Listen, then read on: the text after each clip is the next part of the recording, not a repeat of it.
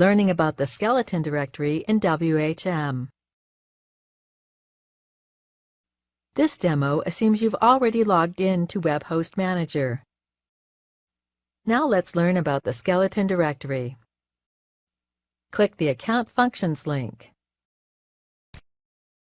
Then click Skeleton Directory.